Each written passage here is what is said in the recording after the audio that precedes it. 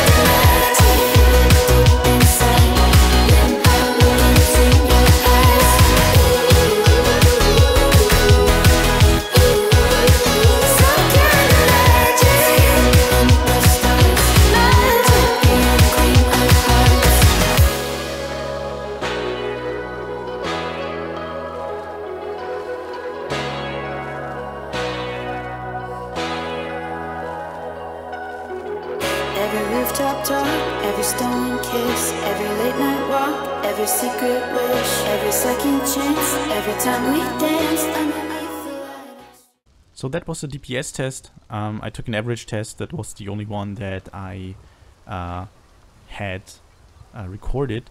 I want to start, of course, with the stats. I am a red guard. Red guard, hands down, the best race because it will give you the best sustain. It gives you 10% more max stam. It returns stamina with melee attacks, and you get more stamina recovery. We have all points into stamina: 16.6k health, 34.5k stam. On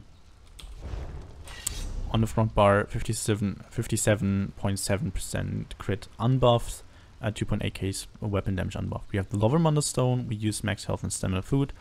And we currently are a vampire to boost recovery a little bit. If you take too much fire damage, bring the vampire stage down. You might encounter some issues with sustain. Like sustain on the warden is really a little bit hard to be honest. So you might want to do more heavy attacks if you want to keep the max health and the max stam. What you also can do is then of course switch your food, but then you drop your HP, so you can just go to Dubious Cameron Throne or the golden food that came with Summerset. I forgot the name of it. So Dubious could work.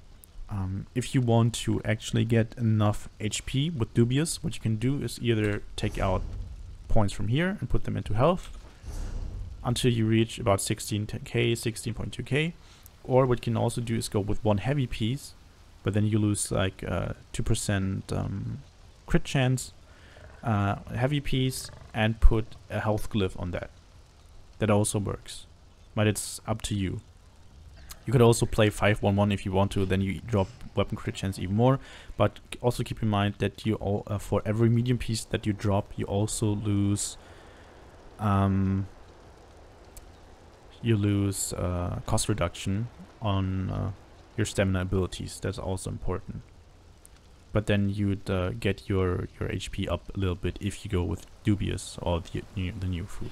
Personally, I like to stick with the blue food just to have a good amount of HP without needing to sacrifice weapon crit and cost reduction. For the gear, we currently, of course, run the Perfected Reliquant set. So you get that in Cloud Rest. You get weapon crit, minor slayer, weapon crit, max stam for the perfected version. The non-perfected version, you do not have the 5-piece bonus of max stam, but you still have the second 5-piece bonus. Your light and heavy attacks apply a stack of harmful winds. This basically deals damage. It also counts as melee damage, which is really important for your monster set here. And every second that wind gets stronger, and it stacks up to 20 times. So it's incredibly strong. It's the strongest set that we have for stamina. The second strongest option be the non-perfected version. So it's up to you which one you want to use, because there is currently a bug in the game which if like two stam people play and one uses the perfected version and on the non-perfected version, I'm sorry, not two stam people, just two DDs. If one uses the perfected version and one the non-perfected version, they add up their damage. So you deal a ton of DPS, even more. However, if two people use the perfected or two people use the non-perfected version, you will get less DPS because the harmful wind counts as a debuff and it doesn't always give you a damage tick. So yeah, it's a little bit weird. So you get less damage ticks, and the more people the set use. So yeah, I recommend to only have 2 people in the group with the same Reliquant set. Doesn't matter if it's perfected or not. For the monster set, we go with Selene. Selene gives us max stam, and when we deal direct melee damage, we have the chance to proc that bear. So that's really, it's cool, like Warden class with a bear, and then you also have a monster set with a bear, so that's really nice. That works really well with Reliquant. If you do not play with Reliquant, for example, you could replace Reliquant with Vicious Ophidian to get more sustain, but also maintain the crit and the minor slayer, which is nice, and have weapon damage instead of max stam, so that's really cool. I recommend to go, like you could stick to Selene. You should have less issues with sustain, but you could also go with the Storm Fist. Storm Fist is also really strong, and you get more recovery, so you have less issues with sustain, like even less issues with the sustain. Another option you have, even if you play with Reliquant, which makes Selene really strong, is Velodreth. I recommend to go with Velodreth if you have boss fights where the bosses have huge hitboxes. For example, Valariel, Rakat, the Assembly General. The hitboxes are huge, so more than just one spore can hit the enemy. If a second spore can hit the enemy, Velodreth becomes stronger. But there's also bosses where all 3 spores can hit the enemy, so yeah. Just try to make sure to have all 3 monster sets, and then yeah. However, if you want to have the safest option, go with Storm Fist. It's really easy to get, and it helps you a lot with your sustain. For the second 5-piece set, we use Advancing Yukida, the Berserking Warrior set. We get weapon crit, weapon damage, weapon crit, and then when we deal melee damage, our critical strike rating is increased by 400 for 5 seconds, stepping up to 5 times. That is really strong because we get a ton of crit chance, a lot of crit chance, and the only thing is, like, you get this in Hellra. The only thing is, it's actually a heavy armor set, so you need the jewelry pieces and you need daggers. I do not recommend to go with an axe. You can make the axe work for the beginning until you have a second dagger, but like a sword will also work. You really have good crit chance, but to maximize DPS, go with 2 daggers. One in Nirnholm with a poison damage glyph and one in Infused with a weapon damage glyph. So yeah, Nirn on main, Infused on the offhand, that's really important. And yeah, that's basically it for the set. So we have 3 Bloodthirsty with weapon damage glyphs.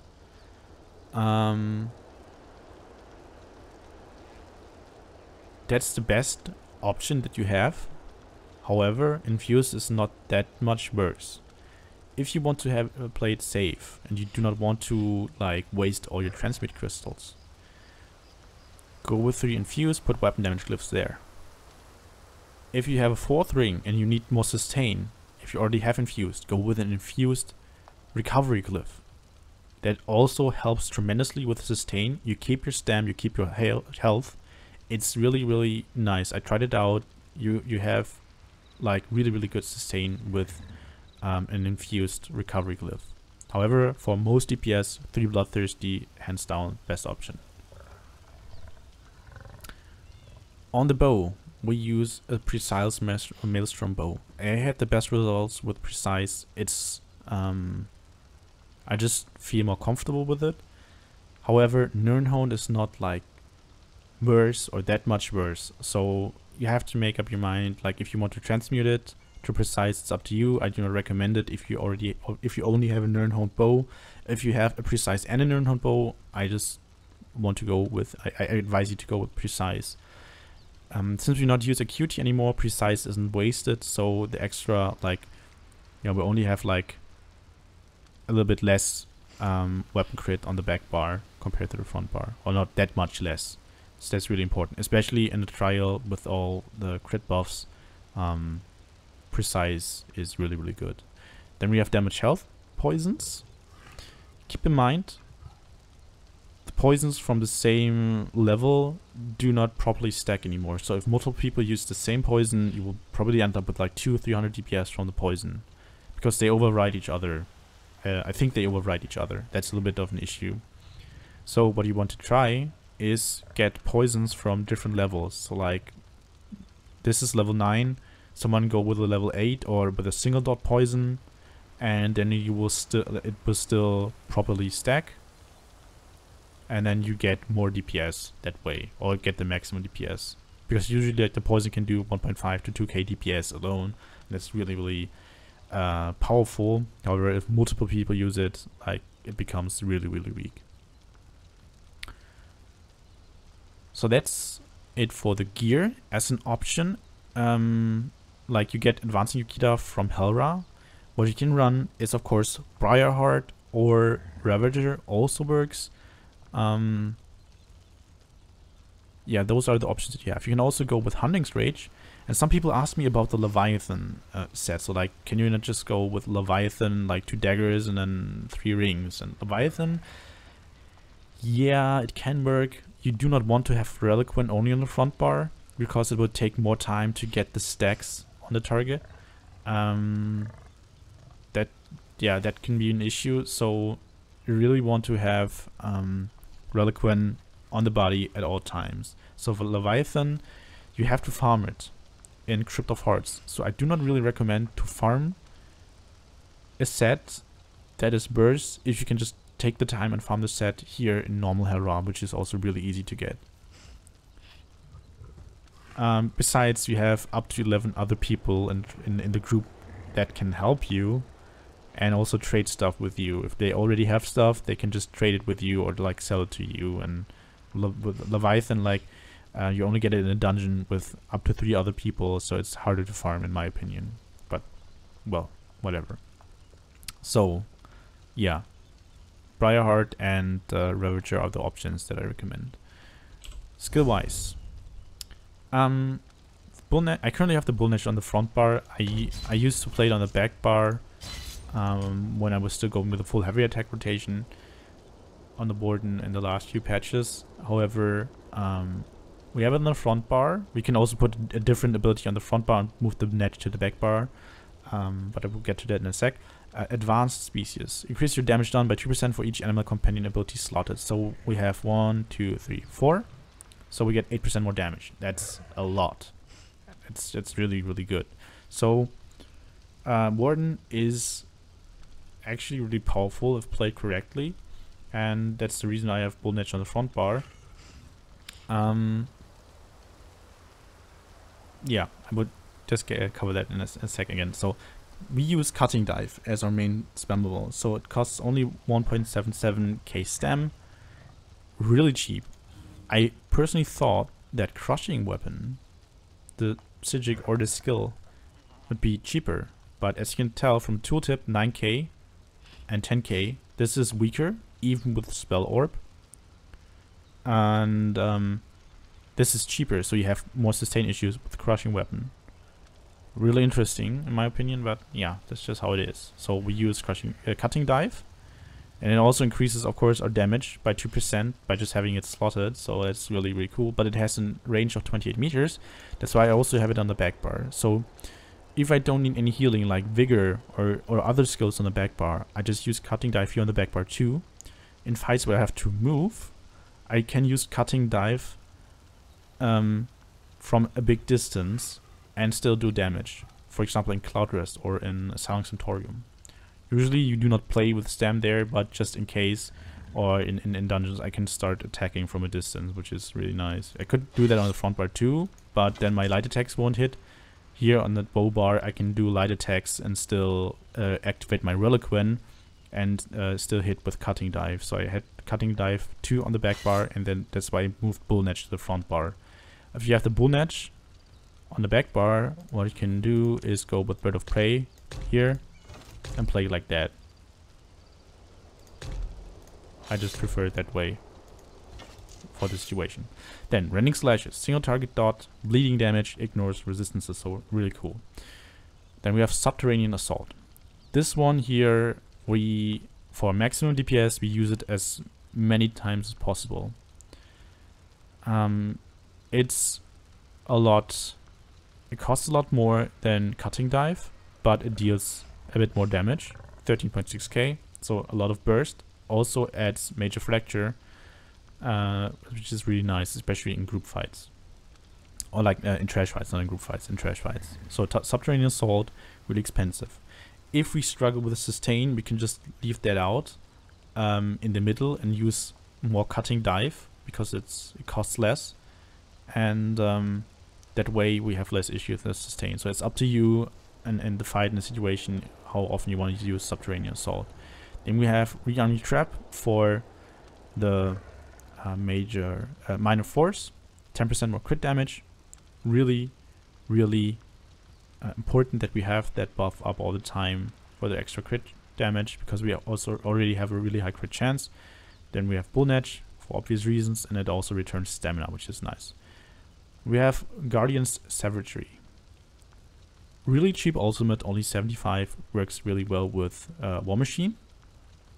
Yeah, War Machine is also one of the options. I forgot to cover that in the gear, I'm sorry. So you could use War Machine as a set on the body. It's really nice. We have that on the back bar too. If you cannot play with a bear, what you then do is go with Fighter's Guild, Flawless Dawnbreaker, adds 5% more weapon damage, and then from the passive another 3%. Put that here. On the back bar, you just go with the Bow Ultimate Ballista. Put it here. You deal a little bit more damage with the bear, however, you can still do good DPS with Ballista and Dawnbreaker. Trust me, because you up your weapon damage, your passive weapon damage, and Ballista is also really, really strong. Why I have cutting dive here, I already explained that. Then Razor Caltrops, AoE dot, really expensive, costs 3000 ultimate. You unlock that in the Assault skill line after 200,000 alliance points. So Razor Caltrops, because it's so expensive, if you struggle with sustain, you can leave that out of your rotation one time and just try to recast it the next time.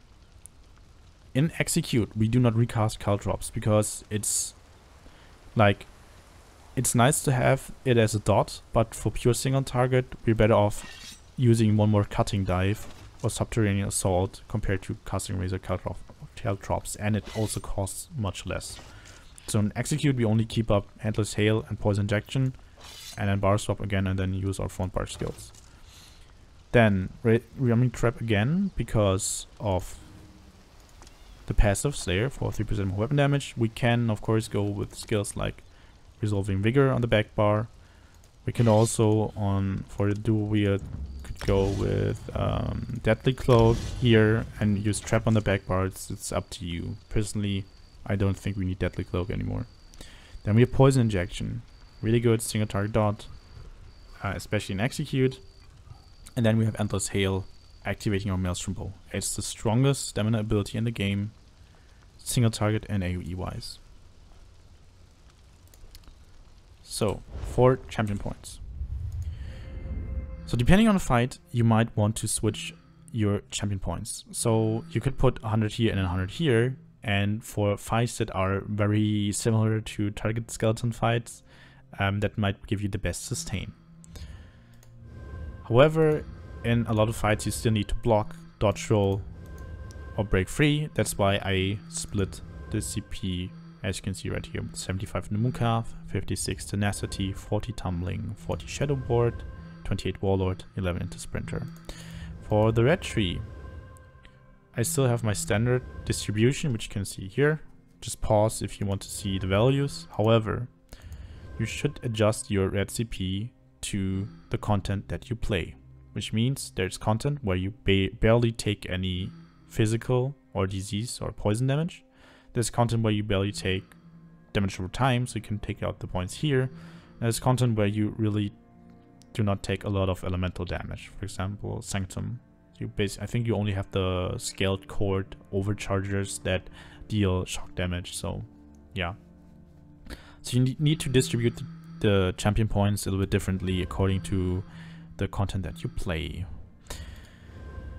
For the blue tree, we have 16 points into piercing. So with the Lovermonder Stone and with Major Fracture, Minor Fracture, Alkosh, and an infused Torque's Pact Crusher enchantment. With 16 points into piercing, you get exactly 18.2k physical penetration. That's the value that you want to reach. If you need more points here, take some points out from the other CP. However, you should keep 56 in precise strikes because we have such a high critical strike rating. If you play with Berserking Warrior, you can take points out of Thaumaturge, Mighty, and then Mastered Arms. We have currently 61, 61, 56, 56. That's the champion points. So, how does combat look? I'm just gonna put the bear away so I can just show it to you. So, on the back bar, what we do is we start with our hail, light attack hail, light attack Caltrops, and poison injection. If your bear is ready, cast the bear into a bar swap. So it's really easy. Just hail, Caltrops, poison injection into bar swap. These 3 skills, and then you're good to go. Make sure to not cast the hail into a bar swap, because then we'll not get the Maelstrom buff. On the front bar, we start with Subterranean Assault. Then we do Rending Slashes. Then we do Cutting Dive. And then again, Subterranean Assault. Then Cutting Dive, Trap, Subterranean Assault into bar swap. And then we start over again. If I need to recast the Bull Netch, I replace it with Cutting Dive. And then I'm good to go. Basically, on the front bar, what you do is you start with Subterranean Assault, then you have time for 2 other skills. So, Rending Slashes, Cutting Dive, then we cast Subterranean Assault again. Then we have time for another 2 skills, which we Cutting Dive and then Trap. Or Bull Netch and then Trap, and then we cast Subterranean into bar swap again, and then start over. That's basically how the rotation works. So, on the front bar, or just like, let me apply my back bar dots. On the front bar, Subterranean Assault, Rending Slashes, Cutting Dive, Subterranean Assault, Cutting Dive, Trap, Subterranean Assault into bar swap, and we start over.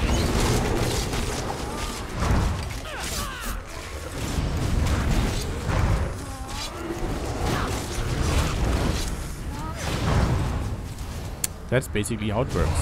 However, as you can see, sustain can be a little bit of an issue. So what you can do is, of course, do heavy attacks. And then just like try to do heavy attacks and then keep Subterranean Assault up. What you can also do is leave out the Subterranean Assault in the middle, because it's more expensive compared to Cutting Dive. And what you then do is you use Subterranean Assault once you are in the front bar, Rending Slashes, and then you do 4 times Cutting Dive, trap and then Subterranean Assault into bar swap and start over. So that basically looks like this. So Subterranean, bending, 1, 2, 3, 4, trap, Subterranean.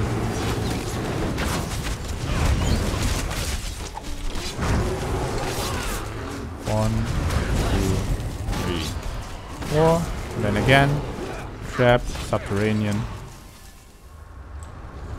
and we're done. That's how it works. Like I said, if you have issues with sustain and do more heavy attacks, then it should be fine. Anyway, guys, that's basically it for the Stamina Warden. If you have any further questions, feel free to ask them in the comment section. If you liked the video, make sure to hit the like button. And yeah, if you do not want to miss any more ESO content, hit the sub button. I'd really appreciate it. And also make sure to hit the little bell next to the sub button so you get notified every time I upload new content. So that's it for today. I hope you tune in next time too. Until then, bye bye.